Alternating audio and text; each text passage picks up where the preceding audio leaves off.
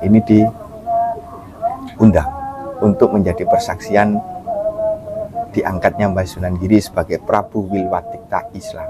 Nah, patih-patih Mahamantri Rakyat Katrini dan Batara Sabta Prabu ini sudah madiksa semua. Akhirnya beliau diangkat 1487 itu sebagai Prabu dengan gelar Sang Girinata Wilwatikta Haji Yang Satmata.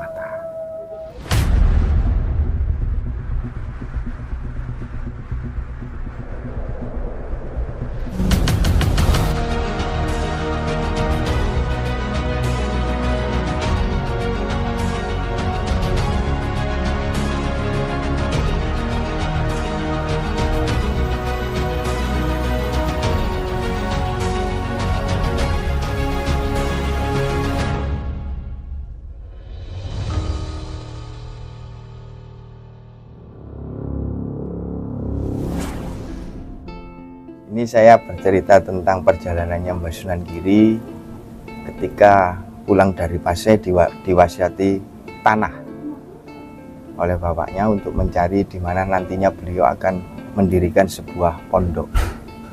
Awalnya memang dari tahun 1479 itu, 1479 Masehi, beliau berpamitan ketika pulang 1462 itu berpamitan dengan Sunan Ampel bahwasanya beliau disuruh mencari bapaknya atau diwasiati oleh Sayyid Maulana Ishaq itu untuk mencari keberadaan tanah tersebut. Nah, kemudian ini jeda sangat jauh sebenarnya, 17 tahun itu. 1479 beliau berpamitan dengan ibunya untuk mencari, maksudnya Nyai Ageng Pinate.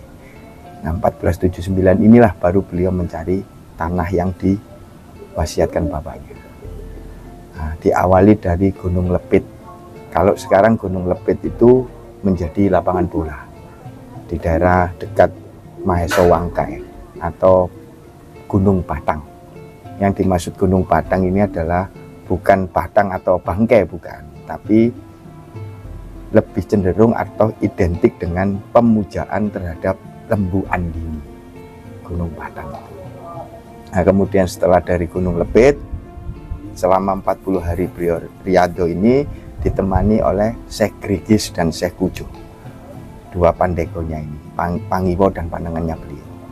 Nah, akhirnya setelah 40 hari tidak ketemu karena konstruksi tanahnya tidak sama dengan yang dibawa oleh beliau. Akhirnya beralih ke Gunung Waheso Mangkai atau Gunung Batang. Nah, di Gunung Batang ini ada peristiwa yang memang peristiwa ketika Mbah Sunan Giri ini hendak mengambil air wudhu di sebuah sumur. Beliau ini bersalam karena memang tidak dijawab ini karena memang belum orang-orang di sekitar sumur itu belum Islam. Nah, akhirnya ada suatu keanehan, Mbah Sunan Giri ini pinjam gayung tidak dipinjamkan. Akhirnya dengan kuasanya Allah beliau menginjakkan tanah atau menjejakkan tanah, akhirnya bibir sumur ini menunduk sama beliau dan sampai airnya keluar. Nah, ini peristiwa ini itu ditandai dengan Condro Sengkolo sebenarnya. Dan akhirnya sampai hari ini sumur itu bernama Sumur Gemuling. Sumur Gemuling itu. Nah, akhirnya beliau waktu di Maheso Wangkai itu didatangi oleh seorang Sayyid yang berasal dari Maghribi, Sayyid Maulana Maghribi. Ini yang memang diperintah oleh Sayyid Maulana Ishaq untuk menemani Mbah Sunan Giri. Nah, ketika menuruni Waheso Mangkai ini beliau terjatuh, terpeleset dan akhirnya wafat. Dan makamnya ada di masjid daerah Beji. Nah, kemudian Mbah Sunan Giri melanjutkan perjalanan ke Gunung Wilis. Di situ juga tidak ditemukan tanah yang serupa.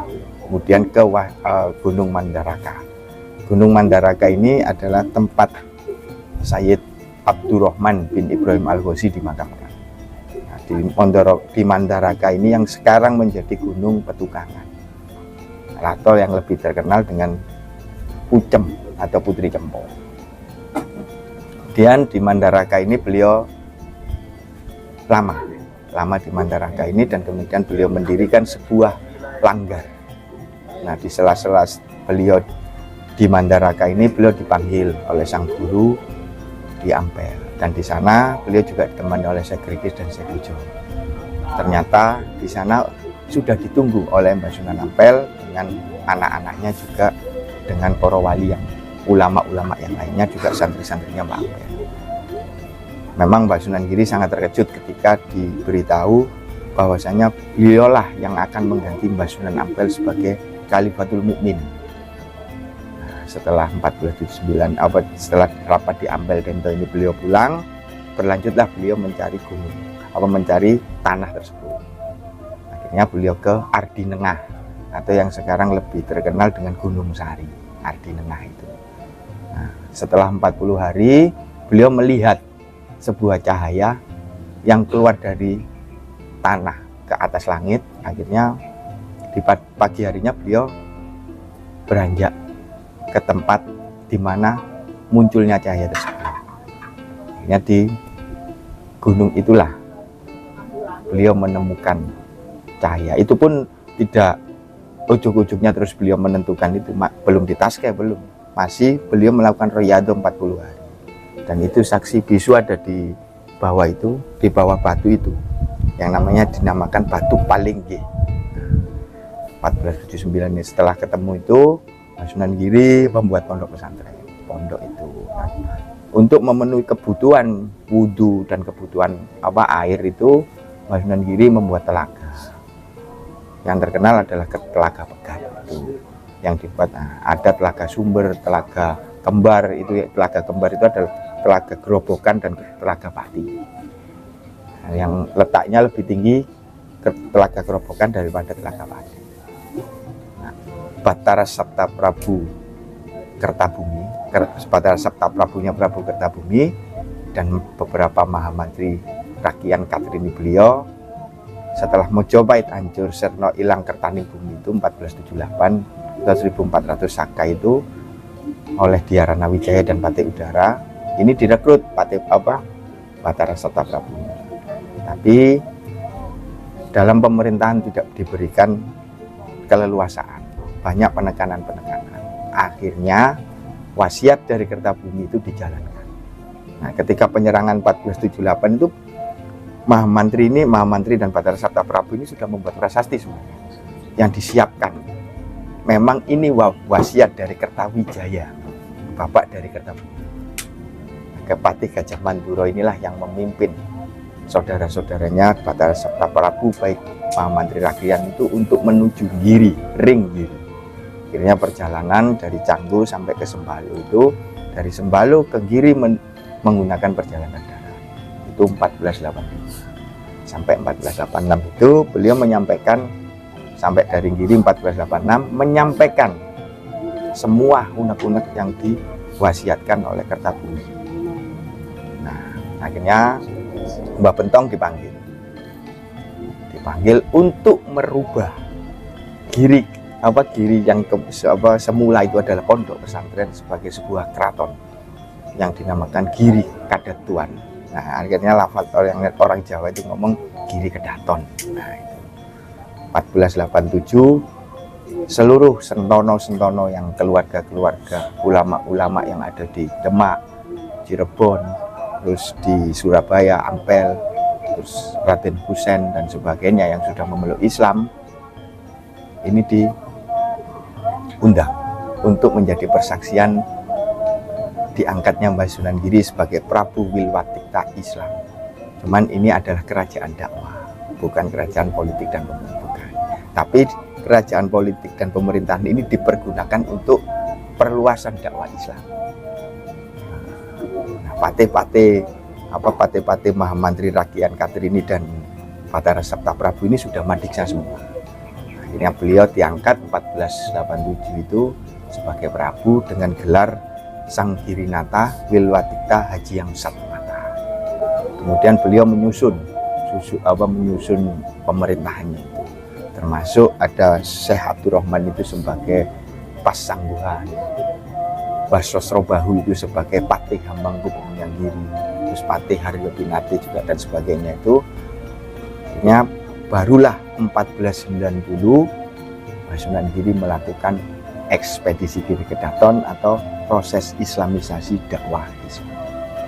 di Jawa. Yang awal mulanya itu adalah memang di Boto Putih. Insya Allah Boto Putih itu masih ada pasetranya, kesetranya. Sampai akhirnya langsung aja nggih, nanti kalau bercerita tentang ekspedisinya ini kan banyak. Kalau catatan saya itu hampir 100. Ini memang alurnya dari Ampel, Boto Putih itu sampai ke. Nah, kenapa di sini ada Kapura Paduraksa itu naga itu terus di sana juga ada. Itu ketika 1530 ada penyerangan Adipati Sengguru dan beberapa adipri dari Girindrawardhana 1530. Nah, setelah semua kedaton ini dibakar habis, barulah itu pun tidak melawan. Mandalem tidak melawan karena apa?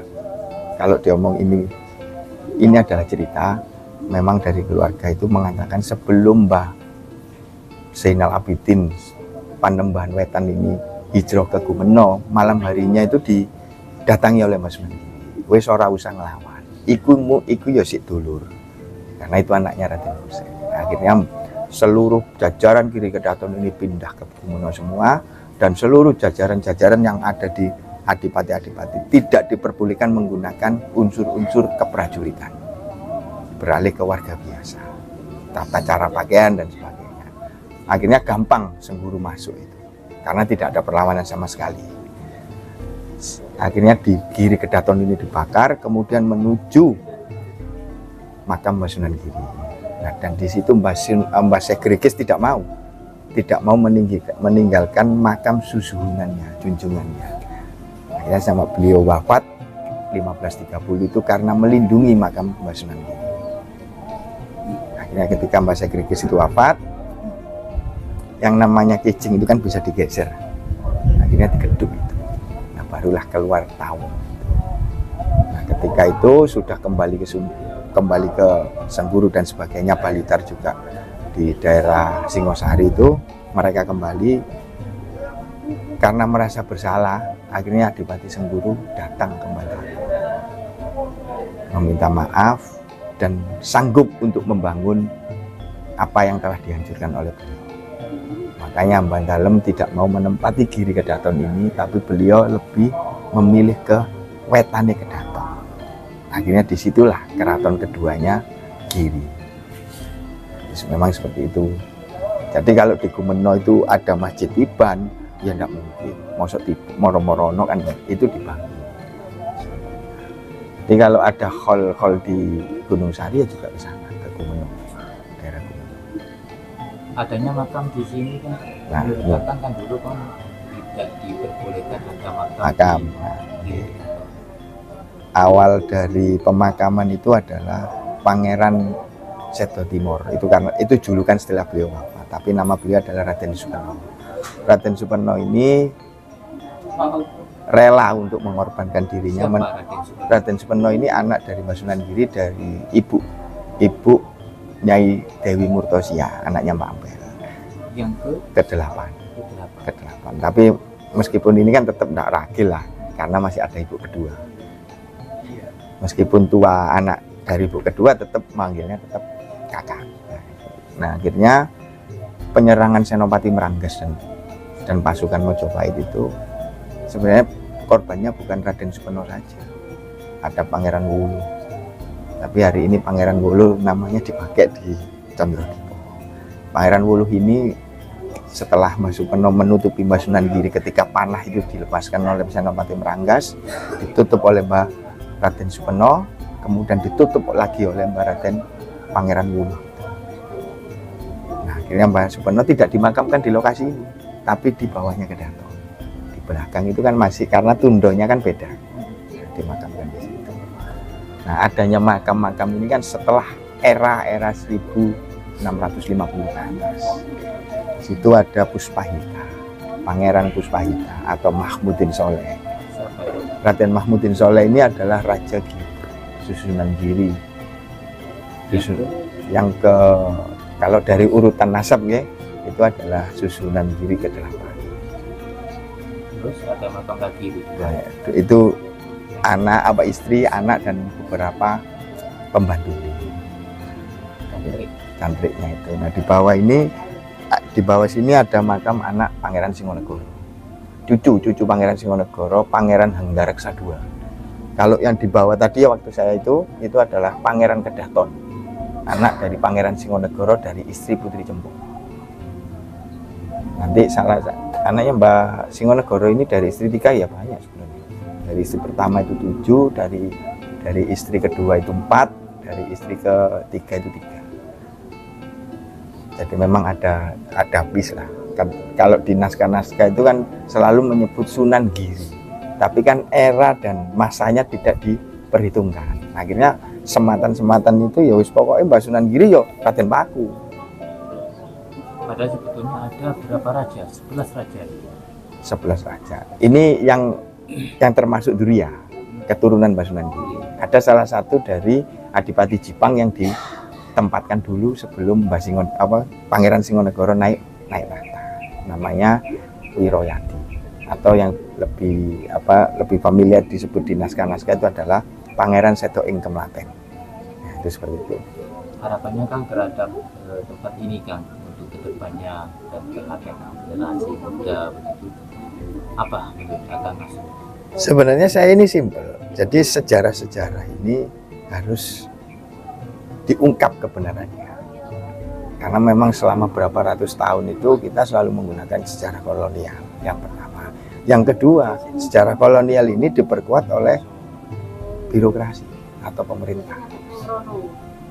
Nah, itu. Kita harus fair hari ini. Kalaupun anak cucu ini punya anak keturunan dari wali-waliullah ini punya sejarah dan naskah, ini diakomodir. Bukan karena kita ini hari ini mengeluarkan sesuatu yang baru, itu ditolak karena ini ada catatan ini dan buktinya mana, saya bisa membuktikan semua. Kalau di Giri Kedaton ini nisan saja sudah jelas, nisan keluarga Ampel dan sebagainya sedikit di sini, tapi 90% makam di Gresik itu adalah Kurawa. Nah, makanya yang ada di luar ring Giri, di luar ring Gresik itu nisan-nisan Kurawal itu kan hanya bisa dihitung dengan jari. Paling mentok itu 10. Itu pun kalau tidak diganti. Saya sama rekan-rekan itu menggali yang ada di Sidoarjo itu hanya ketemu 1, 2, 3, 4. Nah, bisa dihitung dengan jari. Kalau yang di Giri kan tidak bisa. Nah, dengan dulu-dulu nih wong sampun ngertos santen nggih bahwasanya ini kok Kurawal semua. Ini kok, kalau persepsinya mereka kan, perspektifnya mereka adalah Kalamerga, karena ada bentuk Kalamerga di Candi Maneh. Nah, memang harapan saya hari ini, monggo belajar bersama-sama tentang sejarah dan fakta yang memang itu terjadi.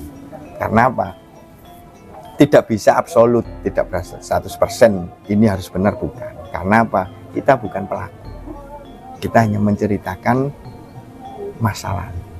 Padahal masa lalu ini, sejarah ini sudah jelas. Ini akan membentuk sebuah karakter kepribadian generasi hari ini. Ini kan mereka terobsesi dengan perang dan sebagainya yang diceritakan oleh pihak-pihak yang memang kolonial ini. Satu, ceritakan kakek buyut mereka itu seneng perang, seneng wedoan. Nah, ini sesuatu hal yang nggak bisa saya terima dengan akal. Kaburkan sejarah mereka, hancurkan arkeologisnya. Sebenarnya bukan dihancurkan. Ada adu domba antara Islam dengan pra-Islam. Padahal banyak ketemu ya situs-situs ya, situs-situs yang terpendam di tanah.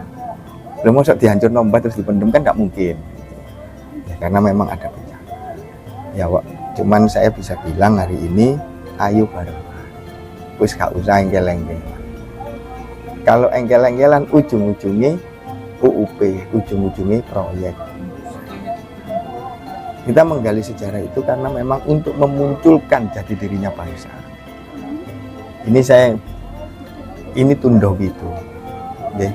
Apa Babentong ini membangun ini pakai semen? Kan enggak. Sama dengan candi-candi. Jenengan tingali struktur yang masih utuh. Apa itu ada semen? Ini ada sedikit teori yang kemarin saya pelajari, itu adalah teori panas. teori Husi. Banyak bangunan lama itu, bangunan kuno itu, satu, bahan baku.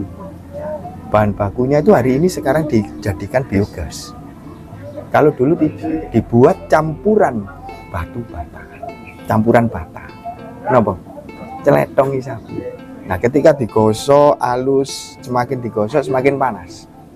Nah, kenapa bangunan dulu tidak jauh dari air? Nah, ketika panas diberi air, dilekatkan. Nah, ini menggunakan teori zigzag. Kemudian ada teori kunci yang di pojok-pojok. Kalah pinter tapi hari ini harus menyadari bahwa mbah pendahulu kita itu lebih cerdas dan lebih pintar. Baik itu dalam hal sejarah ataupun apa, mereka selalu menyembunyikan kalau kita tidak mau belajar. Tapi hari ini diungkap, semua akan diungkap, itu akan keluar teori-teori yang dilakukan oleh mbah-mbah dulu. Yang sempat diskusi tentang Keraton Mojopahit. Sampai apapun hari ini tidak akan pernah ketemu keratonnya Mojopahit. Yang ketemu hanya benteng, patirtan, pagar rumah dan sebagainya. Karena apa? Bangunan rumah arsitektur Mojopahit itu dibuat semi permanen, terbuat dari kayu dan sebagainya, yang mudah terbakar, bencana, perang. Nah kan rentang waktu ini kan tidak dianalisa. Tahun segini terjadi apa, tahun segini terjadi apa. Tidak ujung-ujungnya yang ketika penelitian, oh ya wis iki. Enggak, itu harus ada analisa kejadian. Analisa kejadian dalam rentang waktu 200 atau 300 tahun. Ini hanya ayo kita menggali sejarah itu dengan berbagai perspektif, tidak satu arah.